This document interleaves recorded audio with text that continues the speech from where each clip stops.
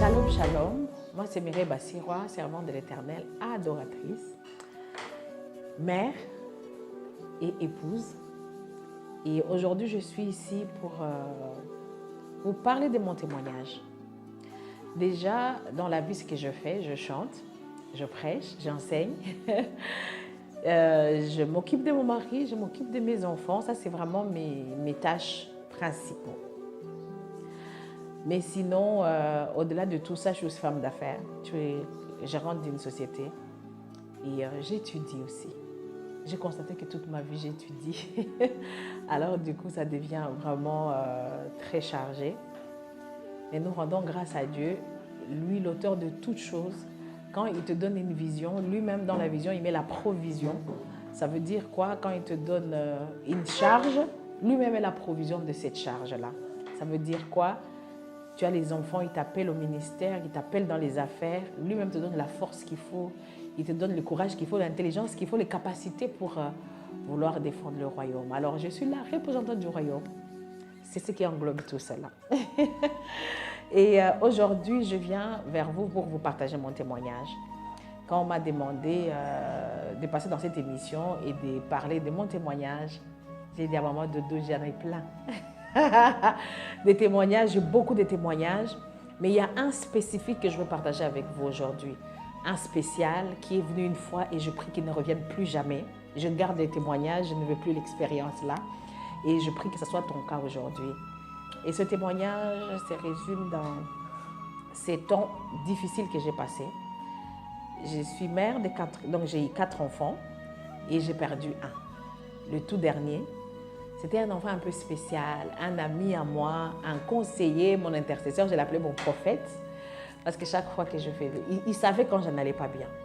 Il pouvait quitter l'école, il me regarde dans les yeux, il dit « Maman, ça va ?» Je lui dis « Mais oui, ça va. » Je fais genre, je suis occupée. Il me tient dans les bras, il dit « Non. Qu'est-ce qui se passe ?»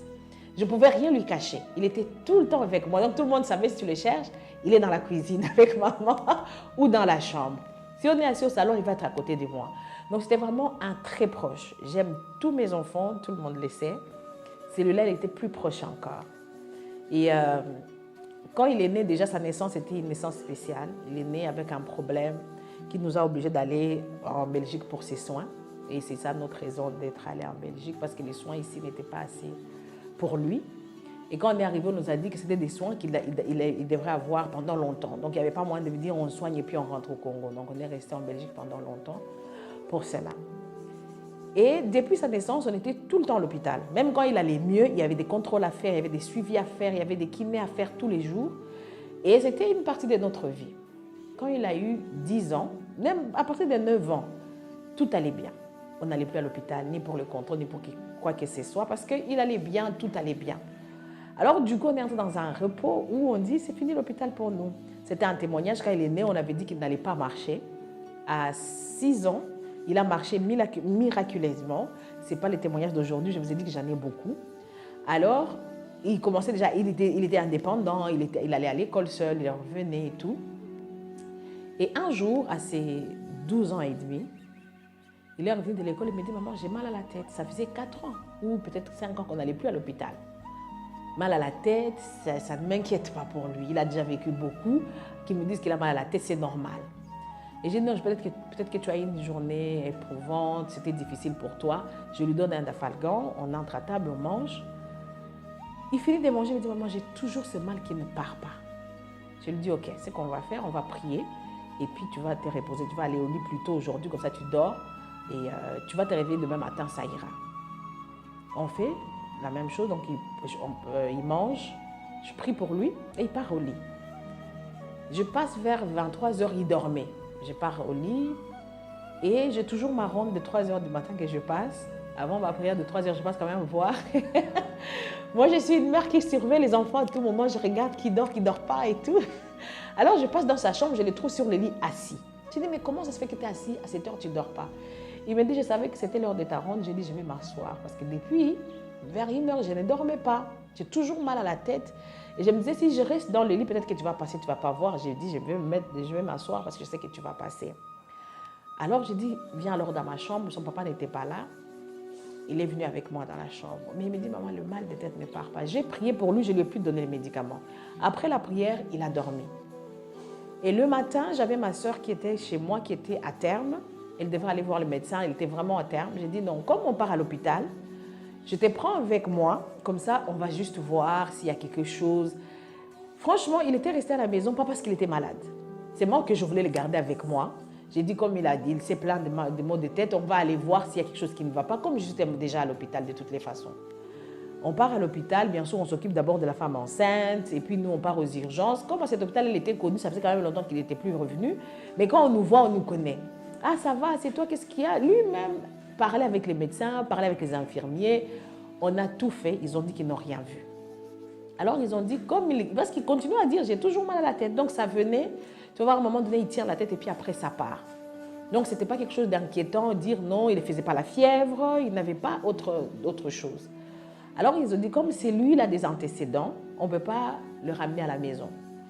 Son médecin, son neurologue n'est pas là, on va le garder, vous allez dormir aujourd'hui à l'hôpital, comme ça, demain matin, son neurologue viendra, il va faire le scanner.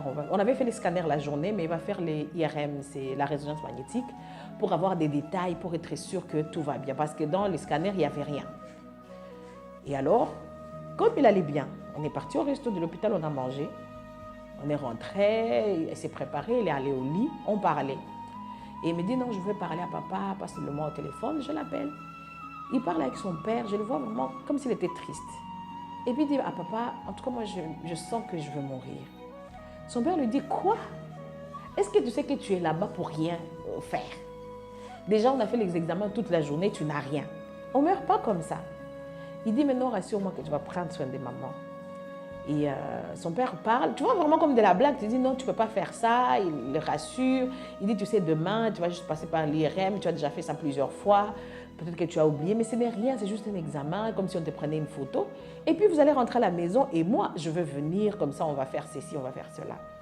Il finit de parler, j'ai dit toi des fois tu fais des blagues qui n'ont pas de sens. Qu'est-ce que tu racontes à ton père? Tu sais qu'il est loin, tu veux juste l'inquiéter. Je veux te filmer, lui envoyer la photo comment tu es en train de manger ici et tu dis que... Alors, il me dit, ok, je vais parler à ma soeur. Donc, il parle à ses deux sœurs et à son frère. Il parle vraiment, genre, tu vois, quand tu ne captes pas, tu n'as même pas vu la chose arriver. Moi, je suis du genre, on était à un niveau avec Dieu où il n'y avait pas de surprises. Tu veux faire quelque chose, que ça soit dur ou pas, dis-moi. Comme ça, je me prépare. Et ces moments-là, c'était... On a toujours un programme de prière avec une de mes copines. On est à 5 comme ça, du Kenya, de la Tanzanie et tout ça. On fait 21 jours de prière à partir du 1er janvier. On avait fini ces temps de prière et on était le 21 janvier. Je devrais voyager. Mais je sentais seulement que je devais rester à la maison. J'ai dit non, je n'ai pas envie de partir. Je vais rester, je vais voyager après février. Que je fasse encore un mois, que je me repose. Je me sentais un peu faible physiquement. Et là, ça c'était le 10 février. Le 10 février. Et j'ai dit, bon, tu vas dormir, demain, tes frères vont venir te voir, donc tu n'as pas besoin d'être triste. Il dit, maman, est-ce que je peux te faire confiance? J'ai dit, mais oui, tu peux me faire confiance. Et tu sais, ce qui pas m'inquiétait, mais ce qui me rassurait, je n'avais même pas un semblant de peur. Je n'avais même pas une pensée que le pire pouvait arriver. Parce que j'étais, dans ces 21 jours de prière dont je viens de mentionner, dans ces temps-là, la plupart des choses que Dieu a faites, c'était de guérir des malades. Et c'était la première année où on avait ouvert ça à tout le monde. On a fait des annonces sur les gens qui nous follow. Vous pouvez prier avec nous les 21 jours. J'ai publié les psaumes tous les jours un verset, j'ai publié tous les jours. Et tu vois, il y a des gens qui m'appelaient, non, je me rappelais une semaine avant qu'on termine le jeûne, une femme m'appelle, non, mon mari est dans le coma, je ne peux pas m'en sortir. Je suis partie comme elle était en Belgique.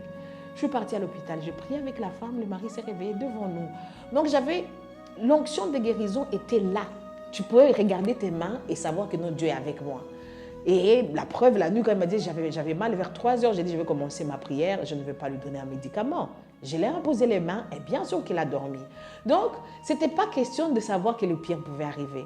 J'étais vraiment confiante. Et même quand il disait à son père, je disais c'est moi qui raconte, c'est impossible.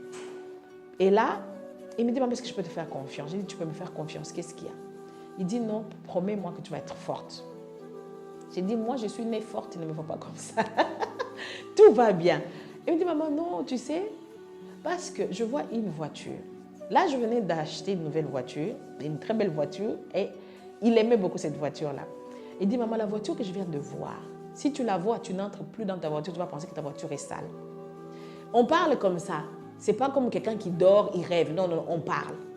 J'ai dit, Aya, moi, je ne vois pas de voiture ici. On n'est qu'à deux dans la chambre. On n'est pas dehors et je ne vois pas de voiture. Il dit, maman, si tu vois comment la voiture est jolie, tu ne vas plus jamais dans ta voiture.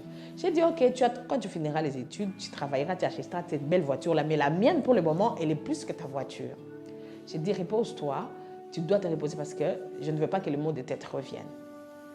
Et je me bouge un peu, je prends mon livre pour m'installer.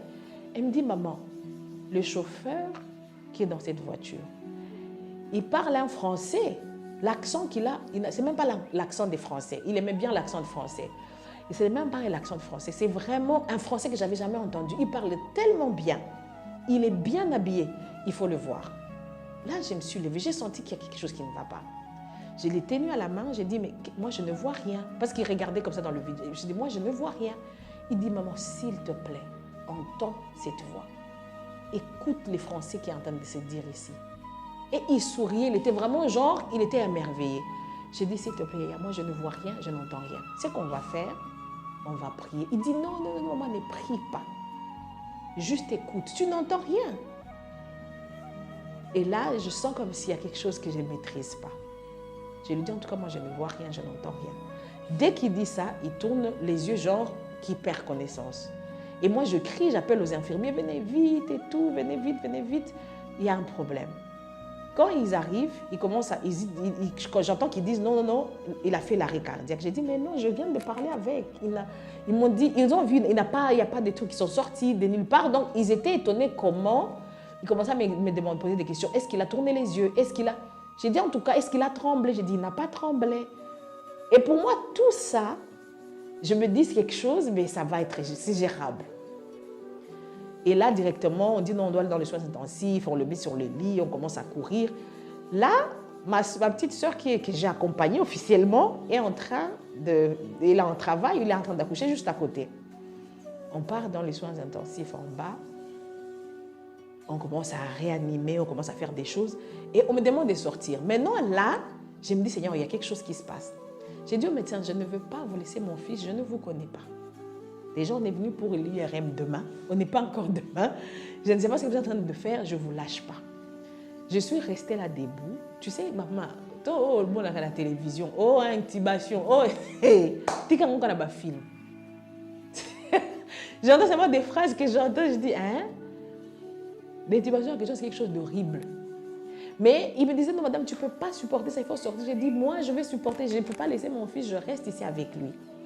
Alors, on a commencé à faire des interventions, on a commencé à faire des choses. Moi, déjà, je suis quelqu'un, je ne supporte pas le sang, voir quelqu'un dans le malheur, c'est impossible. Mais là, j'avais une force, j'avais l'impression que si je me déplace seulement un peu, on va me voler mon fils. C'était ça ma peur. On va me voler mon fils. Ces gens, je ne sais pas, j'ai commencé à prier en langue comme une folle. J'avais une foi tellement forte que je savais que rien ne pouvait arriver. Et c'est pour ça que j'étais là, j'ai dit, je vais le soutenir jusqu'à la fin. Rien ne va arriver, rien ne va arriver. Ils ont dit que, donc il fallait d'abord qu'il récupère son cœur pour aller voir ce qui s'est passé dans sa tête. Parce que comme il n'a pas tremblé, si c'était qu'il y avait une veine qui était éclatée, il devrait faire des mouvements. Il devrait baver ou quelque chose comme ça, mais rien n'est sorti. Alors du coup, il voulait savoir ce qui se passe. Quand on a stabilisé le battement de son cœur, donc il a fait l'arrêt cardiaque 2 fois. Et puis après, le médecin en question qu'on attendait, on l'avait appelé en urgence, il devrait venir, là on voyait quelqu'un d'autre. On est descendu dans la salle d'eau. Ils ont d'abord fait l'examen. Ils ont vu qu'il y avait une veine qui était bouchée, ou je ne me rappelle plus, quelque chose comme ça. Et qu'il fallait qu'ils les libèrent, qu'ils mettent le drain qui va drainer l'eau, parce qu'il y avait déjà l'eau qui commençait à entrer dans la tête.